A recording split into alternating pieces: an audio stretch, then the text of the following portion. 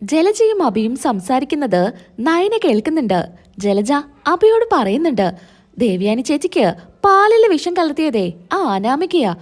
അവളുടെ വിചാരം ഇക്കാര്യം ആർക്കും അറിയില്ല എന്നാ നമുക്ക് രണ്ടുപേർക്കും എല്ലാ സത്യങ്ങളും അറിയാമെന്ന് അവൾക്കറിയില്ലല്ലോ. ഇതെല്ലാം നവ്യ കേൾക്കുന്നുണ്ട്. എന്നാ അഭി പറയുന്നുണ്ട്, അമ്മേ, നവ്യയ്ക്ക് മുത്തശ്ശൻ കോടികളുടെ സ്വത്ത് എഴുതി വെക്കാന്ന് കണ്ടപ്പോ അവളുടെ സ്വഭാവം അമ്മ കണ്ടില്ലേ? അതുവരെ അമ്മയായിട്ട് എന്തൊരു സ്നേഹമായിരുന്നു. അവൾക്കൊന്നും കിട്ടുന്നില്ല എന്ന് കണ്ടപ്പോ അവൾ എന്തൊക്കെ പറഞ്ഞാ നമ്മളെ ആക്ഷേപിച്ചത്. അബി, നീ വിഷമിക്കാതിരിക്ക. അവൾക്കിട്ടേ ഞാനൊരു പണി കൊടുക്കുന്നുണ്ട്. അല്ല, അവളെന്ന് കരുതിയത് അവള് ചെയ്ത തെറ്റ് വേറെ ആരും അറിഞ്ഞിട്ടില്ല. ഇപ്പോഴും അവള് രക്ഷപ്പെട്ട് നടക്കുവാണല്ലോ. എന്നാ എന്നോട് കളിച്ച എല്ലാവർക്കും മുൻപില് ഞാൻ എല്ലാം അങ്ങ് തുറന്നു പറയും. അന്നായിരിക്കും അവളുടെ അവസാനം. എല്ലാവരും ചേർന്നേ അവളെ പിടിച്ച് ഈ വീടിന് പുറത്താക്കും. പിന്നെ അനന്തപുരിയിലെ മരുമകളാണ്, അനിയുടെ ഭാര്യയാണെന്നൊന്നും പറഞ്ഞ് ഇവിടെ നിൽക്കാൻ ഇവിടെയുള്ളവരൊന്നും സമ്മതിക്കില്ല. അവളുടെ പത്തി അതോടെ ഒതുങ്ങും. എന്നാ ഇതൊക്കെ നവ്യ കേട്ട് വല്ലാത്തൊരു ഷോക്കിലായിരിക്കും. ഇവരെ പറയുന്നതെല്ലാം അവരറിയാതെ നവ്യ വീഡിയോ എടുത്തു വെക്കുന്നുണ്ട്. ഒരു തെറ്റും ചെയ്യാത്ത നയനെയാണ് എല്ലാവരും കുറ്റപ്പെടുത്തി സംസാരിക്കുന്നത്. എല്ലാം അറിഞ്ഞിട്ടും ഇവരെല്ലാം എല്ലാവരിൽ നിന്നും മറച്ചു വെക്കുകയല്ലേ നയനയെ കുറ്റക്കാരിയാക്കാനായിട്ട്. എന്തായാലും ഇങ്ങനെ വിട്ടാ ശരിയാവില്ല. നിങ്ങളെ കൊണ്ട് തന്നെ ഞാൻ എൻ്റെ നയന തെറ്റുകാരിയല്ല എന്ന് തെളിയിക്കും എന്ന് നവ്യ തീരുമാനിക്കുകയാണ്. നവ്യ അങ്ങനെ നന്ദുവിനെ വിളിക്കുകയാണ്. നന്ദു, നീ തിരക്കിലാണോ? ഇല്ല ചേച്ചി, പറയൂ, എന്താ കാര്യം? ചേച്ചി, അവിടെ എന്തെങ്കിലും പ്രശ്നമുണ്ടോ? പ്രശ്നങ്ങളൊന്നുമില്ല. മുന്നേ നടന്നൊരു പ്രശ്നത്തിന്റെ കാര്യം നിന്നോട് പറയാനാ ഞാനിപ്പോ വിളിച്ചത്. അമ്മായിക്ക് പാലിന് വിഷം കലർത്തിയത് ആരാണെന്ന് എനിക്ക് മനസ്സിലായി. ഞാൻ നിന്റെ ഫോണിലോട്ട് ഒരു വീഡിയോ അയച്ചിട്ടുണ്ട്. നീ അതൊന്ന് കാണ്. അങ്ങനെ നന്ദു ആ വീഡിയോ കാണുകയാണ്. അത് കണ്ട് നന്ദു തന്നെ ഞെട്ടുന്നുണ്ട്. അപ്പോ അനാമികയാണ് അല്ല ചേച്ചി എല്ലാ തെറ്റും ചെയ്തത്? അവളാണല്ലേ പാലിന് വിഷം കലർത്തിയത്? അതെ നന്ദു, അവളുടെ ലക്ഷ്യം ഞാനായിരുന്നു. എന്റെ കുഞ്ഞിനെ കൊല്ലാനായിട്ടാ അവൾ ആ കൃത്യം ചെയ്തത്. എന്നാ അതിൽ വീണത് പാവ അമ്മായിയാ. ഞാനാണ് ആ പാല് കുടിച്ചിരുന്നെങ്കിൽ എൻ്റെ കുഞ്ഞിൻ്റെ അവസ്ഥ ഇപ്പൊ എൻ്റെ അവസ്ഥ എന്തായിരിക്കും? എന്തായാലും അവളെ വെറുതെ വിടരുത്. എനിക്ക് അപ്പോഴേ സംശയം ഉണ്ടായിരുന്നു ആ അനാമികയുടെയും അവളുടെ അച്ഛൻ്റെയും അമ്മയുടെയും പണി തന്നെയാണ് ഇത് എന്ന്. നമ്മുടെ കയ്യില് വ്യക്തമായിട്ടുള്ളൊരു തെളിവില്ലായിരുന്നല്ലോ. മാത്രമല്ല, മുത്തശ്ശൻ പറഞ്ഞത് ഇത് പോലീസ് അന്വേഷിക്കേണ്ട ഒരു കേസൊന്നും ആയിട്ട് എടുക്കണ്ടായെന്നാ. അതുകൊണ്ടാ പിന്നെ ഞാൻ കൂടുതലായിട്ട് ഒന്നും ഡീറ്റെയിൽ ആയിട്ട് അന്വേഷിക്കാഞ്ഞത്. എന്നാ ഇപ്പൊ എനിക്ക് എല്ലാറ്റിനും ഒരു തെളിവ് കിട്ടി. എന്തായാലും ചേച്ചി അവളത് അത്ര പെട്ടെന്നൊന്നും സമ്മതിക്കാൻ പോകുന്നില്ല. എന്നാ ചേച്ചി വീഡിയോ എടുത്തത് എന്തായാലും ഉപകാരപ്പെട്ടു. എന്തായാലും ഇപ്പൊ തന്നെ ഞാൻ അങ്ങോട്ട് വരാം എന്നും പറഞ്ഞ് നന്ദു ഫോൺ കട്ട് ചെയ്യുന്നുണ്ട്. പിന്നീടായിട്ട് നവ്യ താഴോട്ട് വരുന്നുണ്ട്. അനാമികയാണെങ്കിൽ ഫോണിലും കളിച്ചോണ്ട് ഹാളിൽ ഇരിക്കുകയായിരിക്കും. അനാമികയെ നോക്കി മനസ്സിൽ ചിന്തിക്കുന്നുണ്ട് നവ്യ.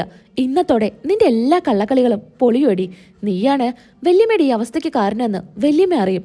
അതോടെ നിന്റെ സ്ഥാനം പുറത്തായിരിക്കും എന്നൊക്കെ മനസ്സിൽ നവ്യ ഇങ്ങനെ ചിന്തിക്കുകയാണ്. നവ്യ ഇങ്ങനെ ചിരിച്ചുകൊണ്ട് അനാമികയുടെ എടുത്തു വന്നിരിക്കുന്നുണ്ട്. അനാമികയാണെങ്കിൽ നവ്യയെ ഒന്ന് നോക്കുന്ന പോലും ഉണ്ടായിരിക്കില്ല. എന്താ അനാമികെ, നിനക്ക് ഞാൻ വന്നിട്ട് ഒരു മൈൻഡും ഇല്ലാത്ത പോലെ? പിന്നെ നിന്നെന്തിനാ ഞാൻ മൈൻഡ് ചെയ്യുന്നത്? നീ ഇവിടെ വന്നിരിക്കുന്നുണ്ടെന്ന് കരുതിയിട്ട് ഞാനെന്താ എഴുന്നേറ്റ് തൊഴണമെന്നുണ്ടോ? ഒന്ന് പോയേ. ആരാ ഇവിടുന്ന് ഇറങ്ങി പോകുന്നതെന്ന് അധികം വൈകാതെ നമുക്ക് കാണാം എന്ന് നവ്യ പറയുന്നുണ്ട്. ഇത് കേട്ട് എന്തോ ആക്കി പറയുന്ന പോലെ അനാമികയ്ക്ക് തോന്നുന്നുണ്ട്. അങ്ങനെ രേവതി അങ്ങോട്ട് വരികയാണ്. എന്താ നിങ്ങൾ രണ്ടാളും കാര്യമായിട്ടുള്ള സംസാരത്തിലാണല്ലോ? ഞാൻ പറയായിരുന്നു ആരാണ് ഈ വീട്ടിൽ നിന്ന് ആദ്യം പടിയിറങ്ങുന്നതെന്ന് നോക്കായെന്ന്. ഇത് കേട്ട് രേവതി പറയുന്നുണ്ട്, ഹോ, അപ്പൊ എന്റെ മോളെ ഇവിടുന്ന് പടിയിറക്കാനാണ് നിന്റെ ഉദ്ദേശം? അതൊക്കെ നിന്റെ മനസ്സിലങ്ങ് വെച്ചാ മതി മോളെ. എന്റെ മോൾക്കേ ഈ വീട്ടില് നിന്നേക്കാ വലിയ സ്ഥാനാ. വലിഞ്ഞു കയറി വന്നതൊന്നുമല്ല എന്റെ മോള്. നല്ല അന്തസ്സായിട്ട് ഞങ്ങൾ ഇങ്ങോട്ട് കല്യാണം കഴിപ്പിച്ചു വിട്ടതാ. നിന്നെ പോലെ അതും ഇതും കാണിച്ച് ഇങ്ങോട്ട് കയറി വന്നതല്ല. അമ്മേ, ഇവൾക്കേ മുത്തശ്ശി സ്വത്തുക്കൾ എഴുതി വെച്ചതിന്റെ അഹങ്കാര അവൾ ഈ കാണിക്കുന്നേ. എല്ലാവരെയും മഴക്കിയെടുക്കാനേ ഇവൾക്കും ഇവളുടെ അനിയത്തിക്കും നല്ല കഴിവാ. പ്രത്യേകിച്ച് ആണുങ്ങളെ മയക്കിയെടുക്കാനാ ഇവളുടെ അമ്മ ഇവളെ പഠിപ്പിച്ചിരിക്കുന്നത്. അതുകൊണ്ടല്ലേ ഇത്രയും വലിയ വീട്ടില് ഇവൾക്ക് മരുമകളായിട്ട് വന്നിരിക്കാൻ പറ്റിയത്. അനാമികെ, നിന്റെ അമ്മയുടെ വായ അടക്കി വെക്കാൻ പറയേ. ആവശ്യമില്ലാത്ത കാര്യങ്ങൾ പറഞ്ഞാ ഈ നവ്യ ആരാണെന്ന് നന്നായിട്ട് അറിയും. എന്റെ കയ്യിന്നേ നല്ല അടി വാങ്ങിക്കേണ്ടെന്നുണ്ടെങ്കിൽ എന്റെ കൺമുന്നിൽ നിന്ന് പോകുന്നതാ നല്ലത്. അല്ലേ വേണ്ട, അമ്മയും മോളും ഇവിടെ തന്നെ ഇരിക്കേ. ഞാനിവിടുന്ന് പോവാം, നിങ്ങൾ ഇവിടെ തന്നെ ഇരിക്കുന്ന നല്ലത്. ഇതും പറഞ്ഞുകൊണ്ട് നവ്യ അങ്ങ് പോകുന്നുണ്ട്. മോളെ, അവൾ അഹങ്കാരം കണ്ടില്ലേ? അല്ലമ്മേ, അവൾ എന്തോ മനസ്സിൽ വെച്ച് സംസാരിക്കുന്ന പോലെ എനിക്ക് തോന്നുന്നുണ്ട്. അത് വെറുതെ തോന്നുന്നാണെന്ന് രേവതി പറയാണ്. നന്ദു ആണെങ്കിൽ പോലീസ് യൂണിഫോമിലാണ് അനന്തപുരിലോട്ട് കടന്നു വരുന്നത്. ഈ സമയത്ത് കൂടെ കുറച്ച് പോലീസുകാരും കാണും. നന്ദുവിനെ കാണുമ്പോ അനാമികയും രേവതിയും ഒന്ന് പേടിക്കുന്നുണ്ട്. അനാമികെ, നിന്റെ അച്ഛനിപ്പോ കുഴപ്പമൊന്നുമില്ലല്ലോ? അന്ന് സ്റ്റേഷനിലിട്ട് ഞാൻ നല്ല കണക്കിന് കൊടുത്തിരുന്നു. അതിനുശേഷം പിന്നെ ഞാൻ കണ്ടിട്ടില്ല. അനാമികയാണെങ്കിൽ ദേഷ്യത്തോടു കൂടി നോക്കാണ്, മറുപടി ഒന്നും പറയുന്നില്ല. നിനക്ക് ഈ പോലീസ് വേഷം കിട്ടിയെന്ന് കരുതിയിട്ട് നീ എന്റെ അച്ഛനെ ഒരുപാടങ്ങ് ഉപദ്രവിക്കുന്നുണ്ട്. ഇനി എന്റെ അച്ഛന് നീ എന്തെങ്കിലും ചെയ്താ ഈ അനാമിക ആരാണെന്ന് നീ അറിയും. നീ ആരെയാ വരട്ടുന്നേ? എന്നെയോ? എന്നെ വരട്ടാനൊന്നും നീ ആയിട്ടില്ല. പണ്ട് നീ കണ്ണുരുട്ടി കാണിക്കുമ്പോ ഞാൻ പേടിച്ചിരുന്നു. അത് എന്തുകൊണ്ടാണെന്നറിയോ? എന്റെ 2 ചേച്ചിമാരെ ഇവിടെ താമസിക്കുന്നതുകൊണ്ടാ. ഞാൻ കാരണം എന്റെ ചേച്ചിമാർക്ക് ഒരു കുഴപ്പം വരരുതെന്ന് കരുതിയിട്ടാ ഞാൻ എല്ലായിടത്തും താഴ്ന്നു നിന്നിരുന്നേ. അല്ലാതെ നിന്നെ പേടിച്ചിട്ടൊന്നുമല്ല നിന്റെ മുൻപിൽ ഞാൻ അടങ്ങി നിന്നത്. അത് നീ മറക്കണ്ട. എന്നാ ഇപ്പൊ നീ എന്റെ അടുത്ത് കളിക്കാൻ നിൽക്കണ്ട. നിന്നേക്കാ എത്രയോ മുകളിലാ ഇപ്പൊ ഞാൻ. അല്ല, ഈ വീട്ടിലെ വേറെ ആൾക്കാരൊന്നും ഇവിടെ ഇല്ലേ? എന്താ ഞങ്ങൾ ഇവിടെ കാണുന്നില്ലേ? നിനക്ക് എന്തെങ്കിലും പറയാനുണ്ടെങ്കിൽ ഞങ്ങളെടുത്ത് പറഞ്ഞു പോയാൽ മതിയെന്ന് അനാമിക പറയാണ്. അത് പറ്റില്ലല്ലോ അനാമികയെ. എനിക്കെന്തായാലും മുത്തശ്ശനെ കാണണം. അങ്ങനെ മുത്തശ്ശനെ വിളിക്കാനായിട്ട് പറയാനാ. എന്നാ പുറത്തെ ശബ്ദം കേട്ട് മുത്തശ്ശനും മുത്തശ്ശിയും വരുന്നുണ്ട്. നവ്യയും ആദർശവും അനിയും എല്ലാവരും അങ്ങോട്ട് വരികയാണ്. കൂടെ ദേവയാനിയും കാണും. ദേവയാനിക്കാണെങ്കിൽ എഴുന്നേറ്റ് നടക്കാനൊക്കെ കുറച്ച് ബുദ്ധിമുട്ടൊക്കെ ആയിരിക്കും. എന്നാലും അങ്ങോട്ട് വരുന്നുണ്ട്. ഈ സമയത്ത് നന്ദുവിനെ കാണുമ്പോൾ അനി ചോദിക്കുന്നുണ്ട്, ആ നന്ദു, നിനക്ക് ഇവിടേക്കുള്ള വഴിയൊക്കെ അറിയോ? ഒരുപാട് നാളായല്ലോ നിന്നെ കണ്ടിട്ട്. ഇപ്പൊ നിനക്ക് വലിയ തിരക്കല്ലേ? ആ തിരക്കാണ് അനി. ചില കാര്യത്തിന് ഞാൻ വന്നല്ലേ പറ്റൂ എന്ന് നന്ദു പറയുന്നുണ്ട്. ഇതൊക്കെ കേട്ട് അനാമികയ്ക്ക് ചെറുതായൊരു പേടിയൊക്കെ ആവുന്നുണ്ട്. എന്തോ കാര്യമില്ലാതെ നന്ദു ഇങ്ങോട്ട് വരില്ല എന്ന് അനാമികയ്ക്ക് നല്ല പോലെ അറിയാം. ഇതുപോലെ ഒരു തവണ വന്നിട്ടാണ് വേണുവിനെ അറസ്റ്റ് ചെയ്ത് കൊണ്ടുപോയത്. അതുകൊണ്ട് തന്നെ അനാമികയ്ക്ക് വല്ലാണ്ട് പേടിയാവുകയാണ്. എന്താ നന്ദു, എന്താ കാര്യമെന്ന് ആദർശ് ചോദിക്കാണ്. ഇവിടെ ഒരു മാലമോഷണം നടന്നിരുന്നു. അക്കാര്യത്തെക്കുറിച്ച് ഞാൻ അന്വേഷിക്കുന്നുണ്ട്. എന്നാ അത് കഴിഞ്ഞ് നടന്നൊരു കാര്യമുണ്ടല്ലോ, പാലില് വിഷം കലർത്തിയത്. അക്കാര്യത്തില് ഒരു തെളിവ് കിട്ടിയിട്ടുണ്ട്. അത് എല്ലാവരോടും പറഞ്ഞ് ആ പ്രതിയെ ഇവിടുന്ന് അറസ്റ്റ് ചെയ്ത് കൊണ്ടുപോവാനാ ഞാനിപ്പോ വന്നത്. പ്രതിയെ അറസ്റ്റ് ചെയ്ത് കൊണ്ടുപോവാനോ? ഈ വീട്ടിലൊരാൾ തന്നെയാ അക്കാര്യം ചെയ്തത്. എന്താ നന്ദു, എന്താ കാര്യമെന്ന് മുത്തശ്ശൻ ചോദിക്കാണ്. മുത്തശ്ശ, എല്ലാം ചെയ്തത് ഈ വീട്ടിലെ ഒരാള് തന്നെയാ. എല്ലാ തെളിവും എന്റെ കയ്യിലുണ്ട് എന്ന് നന്ദു പറയാണ്. എന്നാ ദേവയാനി ദേഷ്യത്തോട് വരുന്നുണ്ട്. നന്ദു, ആരാ ഈ വീട്ടിൽ ആരാ അത് ചെയ്തേ? എനിക്കറിയണം. എന്റെ അവസ്ഥയ്ക്ക് കാരണം ആരാണെന്ന് എനിക്കറിഞ്ഞേ പറ്റൂ എന്ന് ദേവയാനി പറയാണ്. ഈ സമയത്ത് നന്ദു നോക്കുന്നത് ജലജയുടെ മുഖത്തോട്ടായിരിക്കും. അപ്പോ എല്ലാവരും ജലജയാണെന്നാണ് കരുതുന്നത്. അപ്പോ നീയാണത് ചെയ്തേ അല്ലേ? കൂടെ നിന്ന് നീ ചതിക്കായിരുന്നു അല്ലേ എന്നൊക്കെ പറഞ്ഞ് ദേവയാനി ജലജയെ കയറി അടിക്കാൻ ചെല്ലാണ്.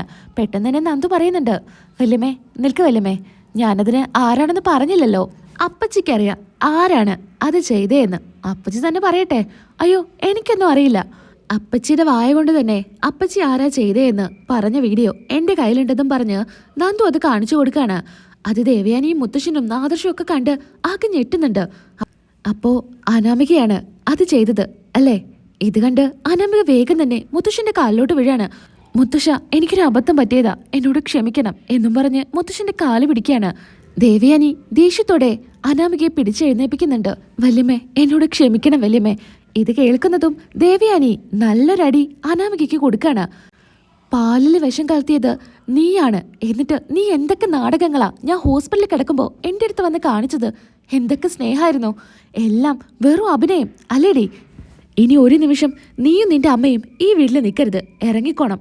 ഇത് കേട്ട് രേവതി പറയുന്നുണ്ട്, അയ്യോ ദേവയാനി ചേച്ചി, അങ്ങനെയല്ല, മോളത് അറിയാതെ ചെയ്തതാ. നവ്യയോടുള്ള ദേഷ്യത്തിലാ മോൾ അങ്ങനെ ചെയ്തത്, അല്ലാതെ മോള് തെറ്റൊന്നും ചെയ്തിട്ടില്ല. നാണുണ്ടോ രേവതി നിനക്ക്? നിന്റെ മകള് ഇത്രയും വലിയൊരു തെറ്റ് ചെയ്തിട്ട് വീണ്ടും അവളെ ന്യായീകരിക്കാനായിട്ട് നീയും കൂടെ ചേർന്നിട്ടായിരിക്കും ഇതൊക്കെ ചെയ്തത്. നീയും നിന്റെ ഭർത്താവും നിന്റെ മകളും ചേർന്ന് ഈ വീട്ടിൽ കാണിക്കുന്ന എല്ലാ തെമ്മാടിത്തരങ്ങളും ഇന്നത്തോടെ ഞാൻ നിർത്തും. മര്യാദയ്ക്ക് ഇറങ്ങിക്കോണം. അല്ല നന്ദു, ഇവളെ ഇപ്പം തന്നെ അറസ്റ്റ് ചെയ്യണം. അയ്യോ വല്യമ്മേ, അങ്ങനെയൊന്നും ചെയ്യല്ലേ, ഞാൻ കാല് പിടിക്കാം വല്യമ്മേ എന്നൊക്കെ പറഞ്ഞ് അനാമിക നല്ല കരയുന്നുണ്ടായിരിക്കും. അനാമികെ, നീ എവിടുന്നാ ഈ വിഷം വാങ്ങിച്ചേ? അതെനിക്ക് അച്ഛൻ തന്നതാ. അപ്പോ വേണുവാണ് നിനക്ക് തന്നത് അല്ലേ? അപ്പോ നിന്നെ പോലെ തന്നെ അയാളും തെറ്റുകാരനാ. ഇപ്പൊ തന്നെ എന്റെ കൂടെ സ്റ്റേഷനിലോട്ട് വരണം. അങ്ങനെ രേവതിയെയും അനാമികയെയും നന്ദു സ്റ്റേഷനിലോട്ട് കൊണ്ടുപോവാണ്. അതുപോലെ വേണുവിനെ വേറെ അറസ്റ്റ് ചെയ്ത് കൊണ്ടുവരുന്നുണ്ട് സ്റ്റേഷനിലോട്ട്. വേണുവിനെയും അനാമികയെയും ലോക്കപ്പിലിടുകയാണ്. എന്തു പറഞ്ഞാലും അനാമിക അനന്തപുരിയിലെ മരുമകളാണ്. അവളിങ്ങനെ പോലീസ് സ്റ്റേഷനിലൊന്നും കയറാൻ പാടില്ല എന്ന് മുത്തശ്ശൻ പറയാണ്. ഇതനുസരിച്ച് ആദർശും ജയനും കൂടെ സ്റ്റേഷനിലോട്ട് ചെല്ലുന്നുണ്ട്.